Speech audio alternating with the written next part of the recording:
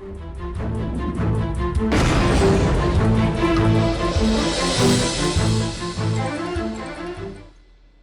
welcome to the special edition of Hannity. Now, for the next hour, we're going to be taking a close look at the business of government in Washington, D.C., and how it is making a lot of people very rich with your hard-earned money.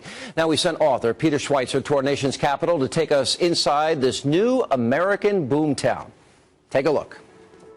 Washington, D.C., the nation's capital, the seat of federal power, and increasingly a town that is very rich. The local Native Americans named the river Potomac, which means where goods are offloaded or where tribute is paid. Today, that tribute comes in the form of trillions of dollars of taxpayer money that floods into this city every year.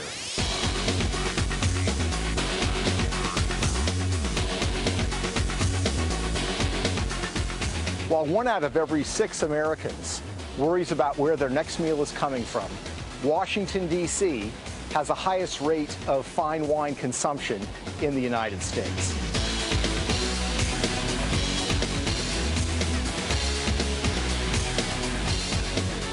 While 1 out of 4 Americans has a mortgage that is underwater, 7 of the 10 wealthiest counties in the United States are counties around this region. Washington, D.C. now has the highest per capita income in the entire United States. They just passed Silicon Valley.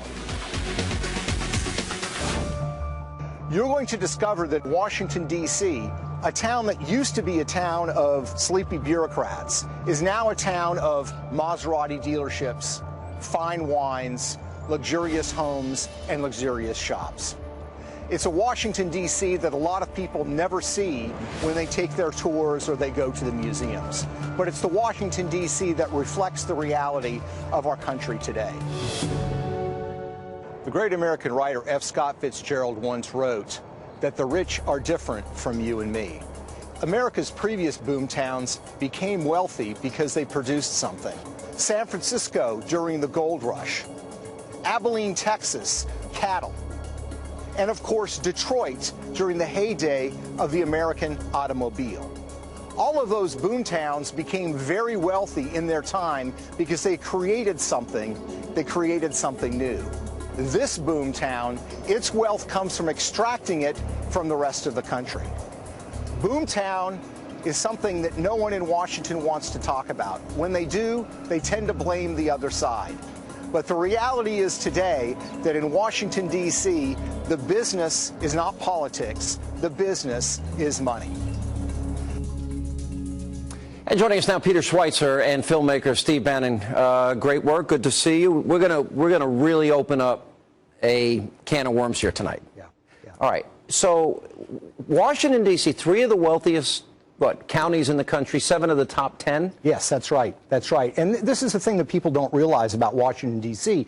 We think of it as a seat of federal power. Politics reigns supreme, but it's a business. There's a business model there. And it really what exists is what we call the permanent political class. We think of Republicans and Democrats, and there are philosophical differences, but at the end of the day, they're all primarily looking for a way to make money. And you don't make money by shrinking government, you make money by growing government. You know, you made some comparisons. 1 in 6 Americans in poverty, 1 in 4 Americans, their mortgages are underwater, meaning they can't even get their way out of their house without losing. This is the great unreported story of our time right now, because this is extraction. The rest of the country is in a financial and economic crisis. Much of the country is almost in a depression. And yet you have Washington with the 3 richest counties bordering it, 7 of the top 10. The big number, per capita income, is now higher than Silicon Valley, the great technology engine of the United States. It's the 4th city generating millionaires. No, if you look at every 4th fastest the 4th city. fastest. If you look at every statistic about people and incomes, Washington, D.C., and the reason is because you have a massive federal budget that gets allocated through there. Well, and it goes a little bit deeper, Steve, and you're right on all of these points, and those statistics should wake people up. But isn't it, a lot of this is built in? It's like a pyramid scheme, because they have baseline budgeting.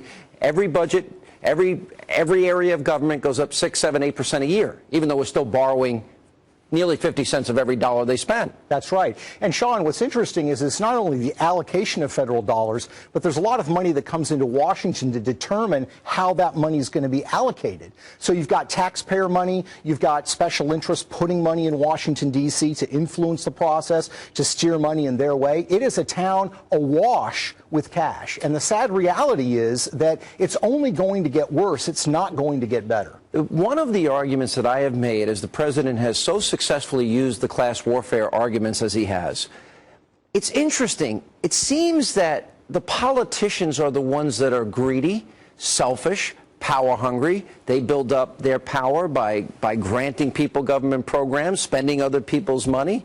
How come they've never got tagged as being greedy and selfish as they now steal from our kids' piggy banks? I think no one's ever turned the camera on them. I think that's what we intend to do. We're going to look at this, and this is a bipartisan problem. This is just not a beat down on Democrats, although they are the party of big government. This is a permanent political class that is now kind of formed an aristocracy. And that aristocracy, that's why nothing changes in Washington. That's why you have these budget debates. And like you said, you're talking about cuts in growth rates of budgets, not cut in the budget itself. It's not a downside. They never cut it. And the reason, as you can tell, they've really extracted money through taxes and then the ability to borrow for their lifestyles. In addition, there's no pressure on them to really cut. They really control Wall Street. It's not the money controls Washington. Washington controls the money. They have an industrial logic to this business model, just like any other business model, and that is to extract power from the rest of the country and money into a centralized location, which is Washington. You know, you mentioned in your piece, Peter, about Maserati dealerships and fine wines and expensive restaurants and the home prices, et cetera. Yeah. Are these government employees that are buying the Maseratis? It's probably not government employees. It's people that influence government policies. So it's people like lobbyists, people that are in government relations, people that run contracting firms who really they're businesses whose only client or only customer is the federal government. So it's money that gets sloshed around in all those different ways. And the reality is that, you know, I lived in Washington, D.C. in the 1980s. It was really kind of a middle-class town with some wealthy areas. It's a completely different place now. And part of it is the size of the federal budget has grown enormously, and of course they take the cut of everything that comes out. So, and what are they producing? You're right. We talked about an oil boom, gold rush, cattle, et cetera, and all these other. They've produced something. What is Washington producing except record debts, record deficits, and telling old people we're gonna means test your Social Security. We're gonna raise the retirement age to about 1 hour before you die, so you'll get at least an hour's worth of what you've paid into your whole life. Well, that's it. The whole point. They have a business model. That business model is government, and it's bigger government. And as long as they have the ability to borrow, right? As long as they can take tax receipts and borrow, they're going to continue to do that. And so that's why you're seeing now we're trying to put the camera on this business model, let you see the lifestyles of the rich and powerful. We have a lot more to get to tonight, guys. Stay right there.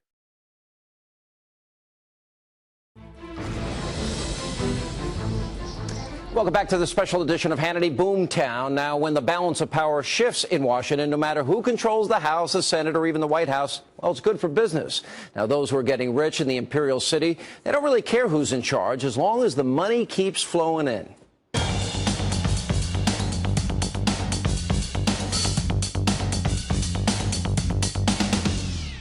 Washington, D.C. is America's boomtown, and like any boomtown, it needs to have its own aristocracy. In Washington, D.C., we think of politics in terms of red and blue, Democrat and Republican, but here, the color that really matters is green. We think about political parties and you think about political affiliations, but what really matters in Washington, D.C. is power affiliation. And by power affiliation, you're talking about access to political power and access to public officials. And that comes through lobbying.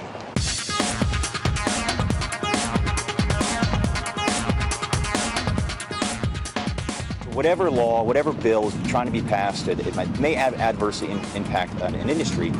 There's a legislative team for the association and their industry that represent. Fortunately for chauffeur transportation, there's no parking on the Hill. So we're able to provide chauffeur transportation to make sure that they can get to the Hill in a timely manner to sell their vision. There were 100 new House members at one time in the 2010 cycle. And what that means is that every association has to come back to make sure that everything's cool, right? We're okay, you still supporting my bill, thank you for your support, and they get off the Hill. So it's really been great for us in that respect. Lobbying takes place right here on K Street. This is the epicenter of all of it. It's in full view of the White House and with the U.S. Capitol not far away. And when it comes to spending money, large amounts of money are spent here to influence decision makers. It's a distinctly bipartisan activity. In fact, that's the best way to do it. So you have, for example, a Republican like former Senator Trent Lott, who partners with a Democrat, former Senator John Breaux. The political debates that we see oftentimes are a little bit like professional wrestling. It's not always what it appears to be. And let it not be said that in Washington, D.C., that they don't believe in family values, because to become part of this aristocracy, oftentimes the best way to do it is either to marry into it or to be born into it. And it's remarkable how many members of Congress have family members who are registered lobbyists. So consider, for example, Congressman Bill Young from Florida, who's been in office since 1971. He's head of a very powerful subcommittee that controls spending on defense. He has a daughter-in-law who's a registered lobbyist. Since 2000, she has lobbied on one issue and done so very successfully. It's, as you would probably guess, on defense spending. Or consider the case of Senator Harry Reid, the majority leader, Democrat from Nevada. He actually has several family members who have been registered lobbyists. He has a son who has lobbied on behalf of several groups and secured $50 million in earmarks. He also has another son who's involved in a $5 billion venture involving a Chinese effort to develop an energy project in the desert of Nevada. In that particular case, the majority leader took a personal interest and helped to push it through. So just remember, when you see the professional wrestling in Washington, D.C., it's not so much red and blue, it's really green, the color that really matters. And we continue now with Peter Schweitzer and Steve Bannon. By the way, didn't Obama say that he was going to ban lobbyists from his administration? I think he said that, eliminate earmarks. They didn't make those things up, did I? The most transparent administration in history. Go. Well, here are the numbers. It's what? You have 78 members of Congress, 27 senators, 51 House members that like Bill Young. Yeah. I mean, Bill Young has a, what is it, a sister-in-law? Daughter-in-law, yes. Yeah. That's exactly right. He's the father-in-law, and he sits on this powerful committee, and she lobbies him? Yeah, and you know, here's the parallel universe that's Washington, D.C., Sean. You go to every one of these members, and they will say, well, the fact that my son or daughter or spouse is doing this... Has nothing to do with it. I would not let that influence any decision I make. You know, give me a break. I mean, that is just simply not an acceptable answer, and we know how the real world works, and this would not be tolerated in corporations and other areas when you deal with nepotism issues. You know, you see, it's interesting because there's such indignation and such outrage when something like Enron, or they can demonize Halliburton, but yet this is the worst I've ever seen. And it was never envisioned by the founders. And this is what we're talking about, a permanent political class. These guys come to Washington a lot of times as country lawyers, and what they do is they stay. Their wives become lobbyists, their children, their in-laws. They build up they've turned the business of government into a family business. And this is how they stay here permanently. This is how it gets to be a permanent political class. So basically kicking it back to their own, even in this case, family members or friends or people they know or people that hire them when they retire, which happens a lot. That's exactly right. I mean, if you look, for example, at the Republicans that came in 1994 with the Gingrich Revolution, 10 years later, of those who had left, half of them were registered lobbyists. Is that because they're not capable of doing anything else? I mean, is this all they're capable of doing? Well, it may be all they're capable of doing, or it's probably the most lucrative thing that they could do. And the reality is that it becomes very seductive in Washington, D.C., and they accept it because everybody else is doing it. Yeah. And that's really the sad reality. So it's a massive cultural problem in Washington. But you talk about an aristocracy, a political class that exists here. So for all intent and purposes, you're dealing with people that are living up off the public dole, taxpayers connected in some way, shape, matter, or form, and are never called out on it. Worse than taxpayers. It's $2.2 trillion of tax revenues. They have the arrogance to borrow the rest, continue to borrow it, not worry at all about shrinking government or cutting budgets, while their entire families are benefiting from that. That's what we talk about the permanent political class. That's why we look at incentives. You ever work on Wall Street, you always look at where are the incentives? Where are the incentives in the equity? Follow the money, Steve. Follow the money, exactly. And here, if you follow it, you see why there's no incentive to cut budget, there's no incentive to really shrink the federal government, because this permanent political class of both political parties is benefiting. Real quick, did you find people in your investigation that actually do the right thing? People that have higher standards, or? There are a few. There are a few that There are are a few. Yeah, but really, you're instilling confidence. there are a few, Sean, and the reality is it's very hard for those individuals to rise in seniority in either party because the horse trading and the benefiting of family members that takes place is really what helps you gain in seniority and climb in leadership. It's systemic. It's systemic. It is. It's the culture. It's systemic. That's why it's the boomtown. That's why they're living high on the hog and the rest of the country's suffering. Yes, sir.